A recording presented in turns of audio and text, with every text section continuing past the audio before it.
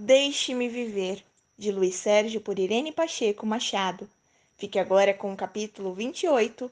A semente humana deve continuar a germinar. Saímos dali levando no coração um agradecimento a Deus. Sou muito grato a Ele por ter me ofertado a vida. Sérgio, disse Zeus, agora vamos até a nossa casa espírita para entregar um relatório à equipe de Nage. Como a conferência só se iniciaria à tarde, muitos aproveitaram para descansar. Eu não. Achei mais prudente visitar a casa e com que prazer reencontrei vários amigos, chamando-me a atenção a enfermaria repleta de doentes. Ninguém pode imaginar o que se passa do outro lado de um centro espírita. Julgam que só a parte física funciona, não sabendo que na parte espiritual o movimento é imenso, com seus departamentos lotados. No posto de emergência, encontravam-se 3 jovens recém-desencarnados por acidente de moto. Tão jovens, pensei.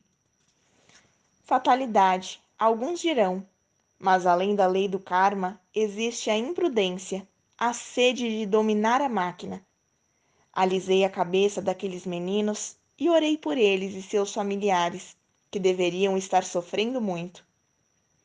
Conversei com Mariette, Magnólia e Priscila, que prestavam ajuda aos recém-desencarnados, aguardando os grupos de socorro para encaminhá-los às casas transitórias. Irmã Magnólia, este posto vive lotado, não é mesmo? Sim, ultimamente os desastres coletivos requerem o nosso socorro, e esta casa é de real ajuda aos desencarnados. Participei da prece e me emocionei quando Priscila abriu o Novo Testamento e muito bem explanou os seguintes trechos. Bem-aventurados os que choram. Isto não se refere àqueles que vivem lamentando-se ou que andam irritados, de mau humor. Isto se refere aos que sentem verdadeira tristeza pelos erros cometidos e que suplicam a Deus o seu perdão. O Senhor também nos diz: tornarei o seu pranto em alegria, e os consolarei, e os alegrarei na tristeza. Em Jeremias, capítulo 31, versículo 13. Bem-aventurados os mansos. Aprendei de mim, que sou manso e humilde de coração, e encontrareis descanso para vossas almas. Em Mateus, capítulo 11, versículo 29. Ninguém melhor que o Mestre ofertou exemplos de amor e humildade. Foi tão manso que não retribuiu as ofensas recebidas dos seus algozes. Se Cristo viveu as Escrituras, por que não fazemos os mesmos? Aliás, o mesmo. O manso, embora maltratado, não retribui as ofensas recebidas. Bem-aventurados os misericordiosos. Ser misericordioso é tratar os outros melhor do que merecem. Devemos ter misericórdia para com os erros alheios, sem criticá-los. Todos nós somos filhos de Deus. E Paulo foi muito feliz ao nos ensinar em sua epístola aos Efésios, capítulo 4, versículo 32. Sede uns para com os outros benignos, misericordiosos. Perdoai-vos uns aos outros, como também Deus vos perdoou em Cristo. Priscila dava àqueles doentes lições divinas, e muitos deles choravam ao encontrar-se com Deus. Felizes daqueles que pregam o amor ao próximo, dando-lhes a oportunidade de conhecer Jesus. O explanador do Evangelho tem de se conscientizar de que o exemplo é a luz do Espírito. Despedi-me dos amigos e cheguei ao salão onde o doutor Nage ia receber o nosso relatório sobre o que fizéramos junto aos rejeitados. Antes, assistimos a um filme do departamento, algo sobre a fecundação, o momento em que o espermatozoide e o óvulo formam o ovo, a corrida de milhões de espermatozoides buscando uma única célula, e os outros que não a atingiram formando o grupo protetor do ovo.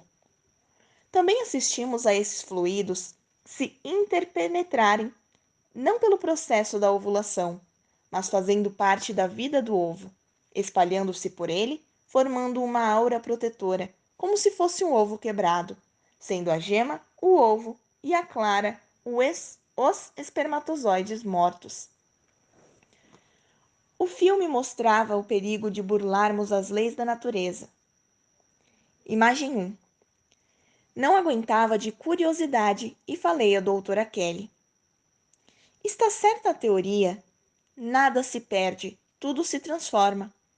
Até mesmo os espermatozoides que não alcançam um óvulo são aproveitados. A partir deles é que tem início a formação do duplo etérico do reencarnante. A natureza é sábia, Luiz Sérgio. Sabemos nós que quando a ejaculação é fraca, a mulher tem dificuldade de engravidar.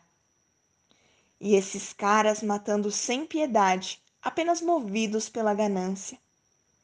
Nisso, Nage entrou no auditório e nós, cabisbaixos, oramos em silêncio, aguardando o seu pronunciamento.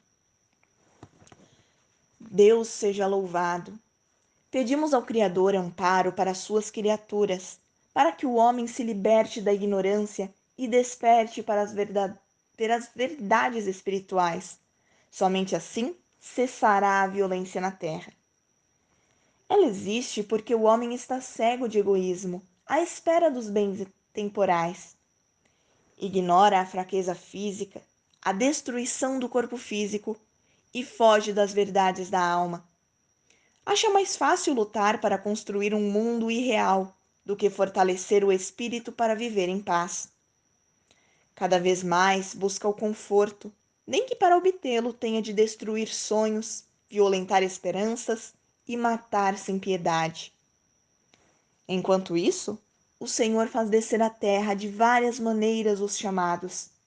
E o homem, ainda que convivendo com a dor, a lágrima e o desespero, não os escuta, continua apegado às coisas perecíveis, sua única razão de viver. Como é possível o ser encarnado julgar-se dono da terra? A história narra a passagem de muitos homens que se destacaram, mas tiveram de tudo aqui deixar quando partiram, levando apenas o que fizeram de bom ou de mal, registrado em suas consciências. Mesmo assim, cuida o Senhor das suas criaturas, apesar de algumas só desejarem servir a Mamon, porque este não nos pede candura, respeito, amor ao próximo e caridade. Mamon faz crescer em nós a vaidade, o egoísmo, o orgulho, a maledicência. Ele é terrível. Coloca em nossos olhos a venda chamada ignorância, que faz com que distantes fiquemos dos verdadeiros valores, os valores espirituais. Posição social, fortuna, poder, beleza, nada é eterno. Tudo deixamos no plano físico, menos o que é de Deus, o nosso espírito. Feliz daquele que se apresenta irradiante de valores morais diante do Senhor.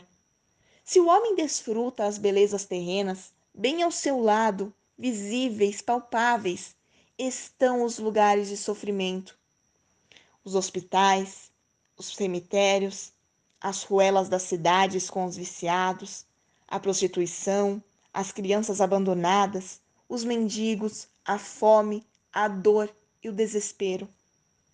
Fingir que não os percebe é egoísmo, e queira Deus os orgulhosos despertem, ainda no plano físico, para não sentirem na alma o peso do remorso quando chegar sua vez de prestar contas ao Senhor. Ninguém está preso ao invólucro carnal somente para se divertir, para viver a vida. Todos os encarnados têm de obedecer aos planos de Deus. Vimos a Terra para cursar a universidade da vida, aprendermos a ser bons. Se aqui chegamos e faltamos às aulas, fugimos do aprendizado, ignorando o maior dos mestres, Jesus Cristo. Não tendo força para colocar os pés nas suas pegadas, preferindo o falso mundo da matéria, teremos pela frente longos dias e longas noites longe do paraíso, que representa a paz da consciência. Somos pequenos obreiros do Senhor, sempre partindo em busca de trabalho. Hoje estamos empenhados em segurar as mãos dos aborteiros, dizendo a todos eles: não matem, deixem viver os pequeninos. Não sabemos se seremos ouvidos, mas tudo faremos para que as mulheres fujam desses monstros sanguinários que, por dinheiro, tentam intervir nos planos divinos da reprodução dos seres. Eles são cada vez mais numerosos, mas Deus, conhecendo-os intimamente, porque também são seus filhos, organiza equipes como a nossa para prestar auxílio aos rejeitados. É um trabalho banhado de dor e desespero, mas cada um do nosso grupo pode dizer a si mesmo: graças te dou, meu Deus, por tudo o que venho recebendo. À nossa frente, o interior do homem, reflexo das suas deformações espirituais levadas pelo egoísmo e pela vaidade. Defrontamo-nos com irmãos duros, cruéis, terrivelmente orgulhosos, mas também acolhemos em nossos braços espíritos em forma diminuta, indefesos, cobertos pela luz protetora do Senhor. Foi-nos concedida a oportunidade de conhecer os construtores divinos, os técnicos da reencarnação, as casas-lares, os médicos, os cientistas, os abnegados enfermeiros, enfim, estivemos no céu e no inferno, e chegamos à conclusão de que Deus sopra em todos os lugares, e o seu hálito de amor perfuma desde o paraíso até os charcos do ódio e da maldade. Deus é bondade, e graças a Ele, nós todos formamos uma corrente de fé, lutando pelos retardatários que teimam em ficar abraçados aos tesouros da terra, julgando que o brilho das moedas de César é a verdadeira felicidade. Não sabem eles que o homem, para voar, tem de estar livre dos apegos da matéria, transformar-se em espírito e verdade. Só assim ele voará livremente, como Deus o criou. Enquanto o ser humano adornar-se de púrpura, de seda, de ouro, de pedras preciosas, apegar-se às moedas, enfim, aos bens materiais, ficará preso à matéria e sujeito às vicissitudes da vida. E sofrerá, porque para ele os bens temporais são a única meta a ser atingida. O mundo do Senhor é uma planície de esperanças, onde as cascatas de luzes, as árvores floridas de bênçãos, os campos verdejantes e perfumados de virtudes esperam o ser, dando-lhe a verdadeira felicidade. É a volta do homem ao paraíso celeste, onde não entra o adeus, a dor, a doença, a lágrima. No paraíso, o homem ressurge no seio paterno, amparado pela luz do amor. Enfim, é o filho pródigo de regresso ao lar, sendo comemorada sua volta com a festa da verdadeira alegria. É o dia esperado por todos os espíritos ministros de Deus. Até lá, eles terão de requisitar espíritos como nós, ainda repletos de imperfeições, mas conscientes das verdades divinas para compor os seus exércitos de ajuda, que partem em direção aos sofridos, levando como passagem a luz do Evangelho de Jesus. Muitas horas estivemos diante de irmãos nossos que abusaram da liberdade divina, o livre-arbítrio, e constatamos os seus sofrimentos, as suas deformações perispirituais, e mesmo assim oramos por eles, pedindo um despertar mais rápido, porque o que desejamos é ver a família de Deus toda reunida. Só assim ele reinará no paraíso junto a todos os seus filhos. Enquanto isso, ele mandará sempre os seus emissários levarem as mensagens de alerta a todos aqueles que cumprem pena no reformatório terráqueo. Qual o pai que viverá feliz deixando para trás vários filhos nos vales de sofrimento? Ninguém poderá ficar distante deste trabalho. Estamos diante do abuso do aborto, constatando que muito ainda se mata na terra, principalmente espíritos indefesos que só pedem: deixem-me viver. Em qualquer trabalho que estejamos, não esqueçamos de buscar os rejeitados para dar-lhes o nosso amor. Eles são milhares em todo o mundo. Ignorá-los é um crime quase tão cruel quanto praticar o aborto. Vamos, irmãozinhos, buscar sempre no fundo da alma o remédio para esse câncer que está tomando conta de todo o planeta. Se cerrarmos os nossos olhos, veremos pequeninas mãos no ventre materno, pedindo socorro. E por mais que nos apressemos em socorrê-las, os carniceiros chegam antes e as estraçalham com indiferença e ignorância. Sabemos nós que os abortados são irmãos nossos pedindo vida uterina, vida física. Foi muito bom trabalhar com todos. Espero reencontrá-los sempre. Não deixem de recordar que em cada coração Deus é presença. Em alguns, ele brilha através das virtudes. Em outros, ele está encoberto pela névoa da imperfeição. Mas em todos os seres, orgânicos ou inorgânicos, Deus é presença. No meu coração, ele canta uma canção de ninar para todos os espíritos que têm de sofrer a redução perispiritual para poder nascer de novo. Pois o homem morre para nascer e nasce para crescer em bondade e sabedoria. O ser humano é uma semente que a ninguém é dado o direito de impedir de germinar. O ser é luz que não se consegue apagar. Pode-se evitar que ela irradie no céu ou na terra, mas apagá-la jamais. Felicidades, amigos. Nage. Ficamos alguns momentos de olhos cerrados, orando. No palco, coberto de luz prateada, Nage era um filho de Deus em trabalho. A plateia, em total silêncio, agradecia a Deus a oportunidade concedida, para logo em seguida entoar este hino no qual as nossas vozes, em sublime harmonia, eram um cântico de louvor a Deus. Vida, vida, vida, dada por Deus. Vida, vida, vida, dada por Deus. Eu respiro graças a vós. Eu respiro graças a vós. O meu corpo é divino, coberto de luz, todo ele se movimenta. Graças vos dou, Senhor. Eu penso, eu sorrio, eu sou tão vosso, meu Deus.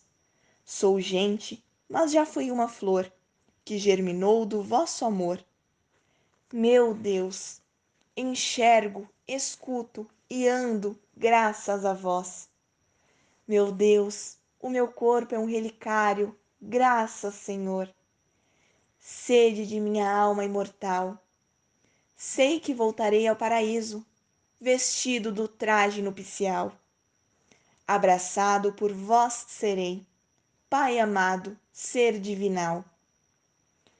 Em seguida foi surgindo no palco o cortejo dos rejeitados, cantando esta canção. Não me mate, por favor, eu preciso tanto de você. Sou filho do Senhor. Matar por quê? Só lhe imploro respeito, carinho e amor. Sou seu por direito. Não me mate, por favor. Sou tão pequenininho, uma semente a germinar. Estou tão sozinho, não pode me matar. Deixe-me viver no seu ventre de mulher. Eu preciso nascer. Diga que me quer. Estou tão guardadinho no seu ventre de mulher. Não mate, não. Sou um pedacinho do seu coraçãozinho. Me chame filhinho. Não me mate, não. Deixe-me nascer. Sou o perdão. Preciso crescer. Uma chuva de rosas orvalhadas de luz banhava o ambiente, enquanto as crianças cantavam. Na casa de Maria, visivelmente emocionados, ouvíamos os cânticos da vida. Por que os rejeitados se encontram aqui no centro? Perguntei. Eles irão reencarnar em breve, Sérgio. Esperamos que ninguém os mate. Meu Deus! Como poderemos fazer uma campanha ferrenha contra o aborto? com as casas espíritas unindo-se em oração, apresentando uma vez por semana um palestrante bem informado sobre o aborto, divulgando as mensagens dos abortados. Enfim, contribuindo para destruir o troféu de campeão mundial do aborto que paira vergonhosamente sobre o Brasil. Se os espíritas não levantarem campanha acirrada contra o aborto delituoso, logo teremos a liberação deste crime covarde e cruel. Todos os médiuns irão receber mensagens dos abortados pedindo socorro, e está nas mãos dos diretores dos centros a campanha contra o aborto. Tem razão, Sérgio. Se as religiões não se unirem em um grito de protesto, logo estaremos presenciando os crimes contra a vida e nada mais podendo fazer. Disse-me Anália, que nesse momento adentrou o ambiente. Irmã, o aborto será liberado no Brasil? Liberação não creio, porém mascaramento sim. Como? Explique-me. O brasileiro é muito inteligente. Vendo que não consegue legalizar o aborto, irá procurar um meio de fazer a lei ser aprovada pelo Congresso, de modo a não chocar a população. Buscará termos científicos e aí será o fim. Estaremos presenciando os assassinatos em massa em nossa pátria. O homem ainda ignora a beleza que é viver. Se cada encarnado buscasse em si mesmo a presença divina, encontraria a verdade da vida. Ninguém conhece o seu interior. O corpo físico é máquina que nem mesmo o dono conhece o seu funcionamento. Portanto, existe uma força maior que a criou. O desgaste dessa máquina, por mais que dela se cuide, acontecerá um dia, porque ela não é eterna. Eterno é seu condutor, cujo nome é Espírito. Então, por que o homem encarnado se considera dono da vida? Vive praticando atos que ferem os preceitos divinos, e um dos mais terríveis é o assassinato. Ninguém tem o direito de matar, pois um dia todos terão de desvestir a indumentária carnal. A vida é o maior dos direitos, e a decisão sobre ela só pertence a Deus, e Ele, sendo bom, não mata. O aborto é um assassinato premeditado e quem o pratica terá de prestar contas a Deus. Irmã, mas existem mulheres sem condições de criar seus filhos. Existem sim, Sérgio, mas não são essas mulheres as que mais abortam, mas as das classes média e rica. A sociedade tem por obrigação criar condições para que as pessoas não façam opção pelo aborto. A culpa de uma criança ser abandonada é de uma sociedade sem Deus. Por isso, nós, os espíritos desencarnados, pedimos aos centros espíritas que pratiquem a caridade. Sem ela, seremos túmulos caiados por fora, mas infectos por dentro.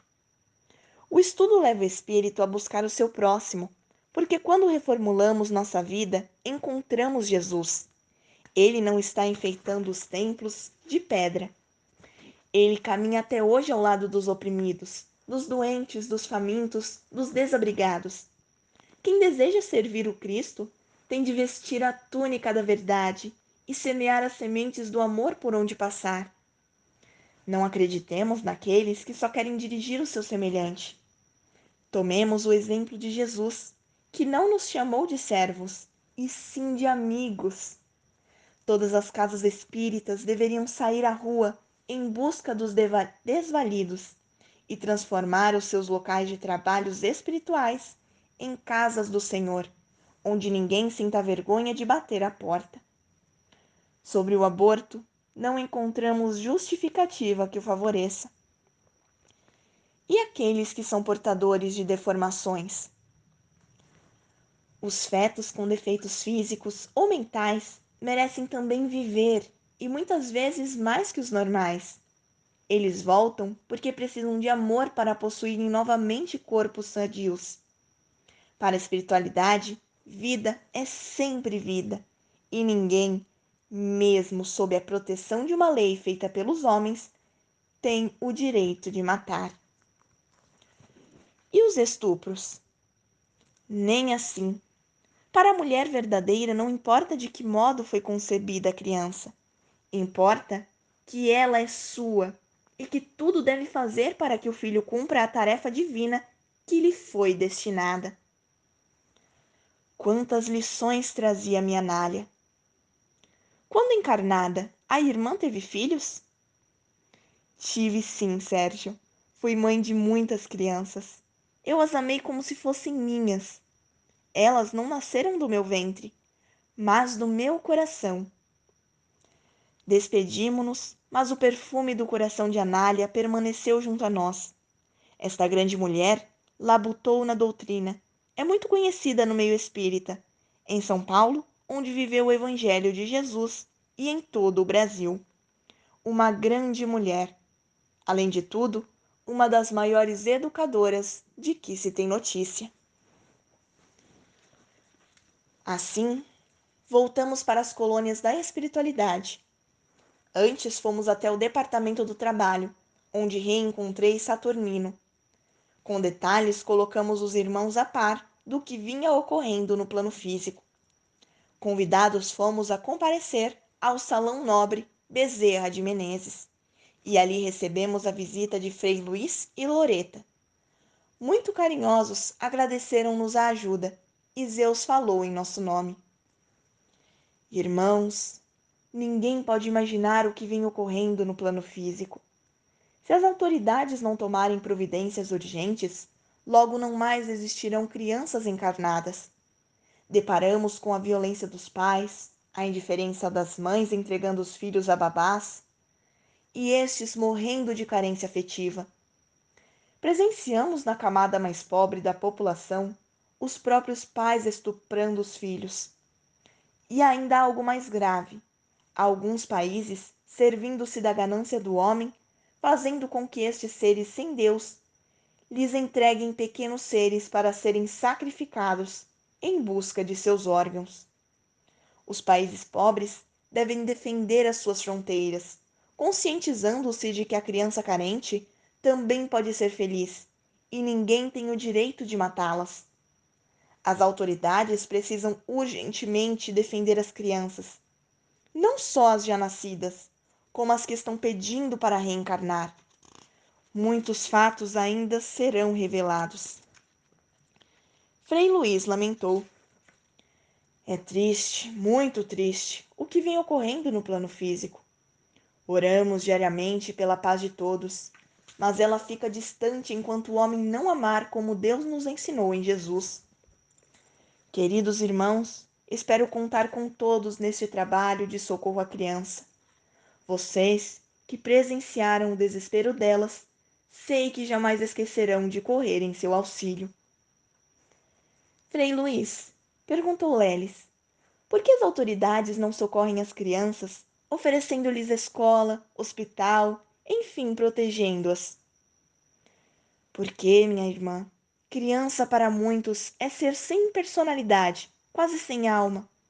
Não sabem que na criança a sensibilidade é mais apurada e que ela precisa de amor para crescer em paz. O que me assustou foi a violência moral praticada contra as crianças, aduziu Leles. Logo, se Deus quiser, uniremos nossos sonhos fazendo deles belas realidades. Teremos uma infância feliz e uma juventude sadia.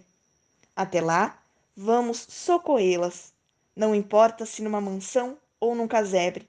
Elas necessitam de alguém que as defenda, não com armas ou violência, mas tratando-as como irmãs necessitadas de amor e respeito.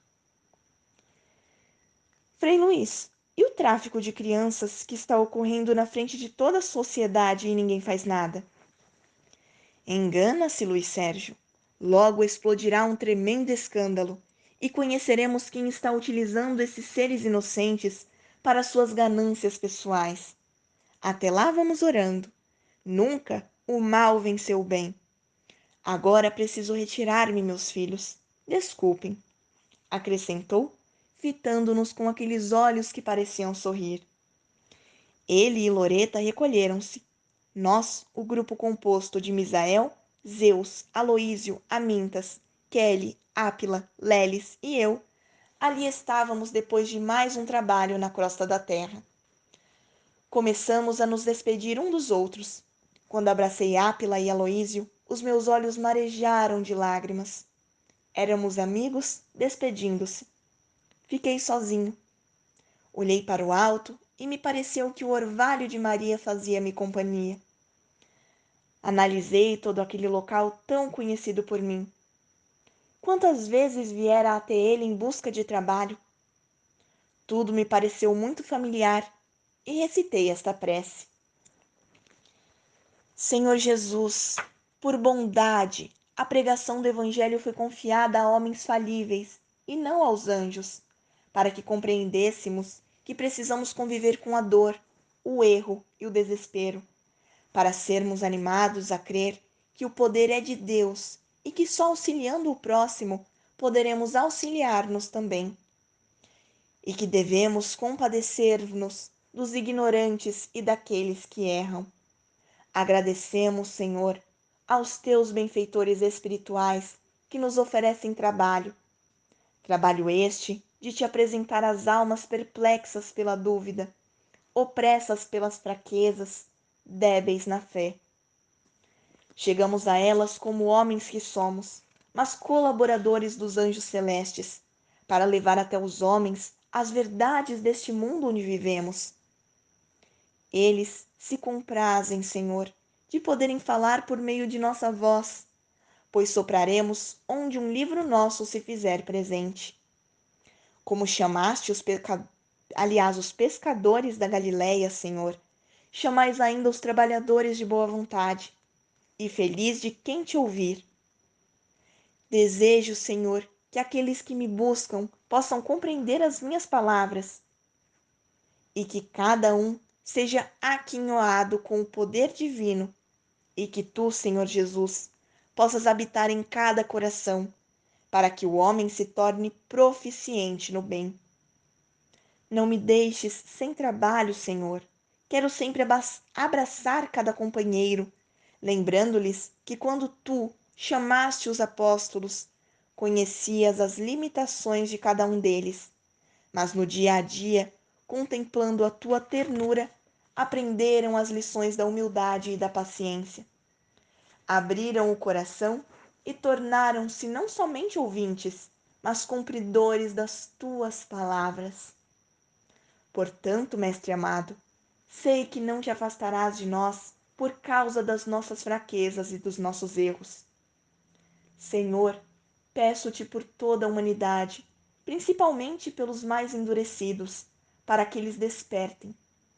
Que as vendas do orgulho e da ganância se desprendam de seus olhos e que tu, Senhor, surjas mais uma vez em busca de todos os teus irmãos. Assim seja. Saturnino me aguardava. Abracei-o e fomos saindo. Quando chegamos ao pátio, ele me falou: Luiz Sérgio, se desejares um novo serviço, procura-me daqui a 15 dias. Pedi a Maria que sejas porta-voz de um novo livro. Quase pulei de alegria, mas somente o enlacei, chorando de felicidade por ter um dia encontrado Jesus e ter tido ele paciência com os meus erros, abrigando-me na sua seara. Até breve, irmão.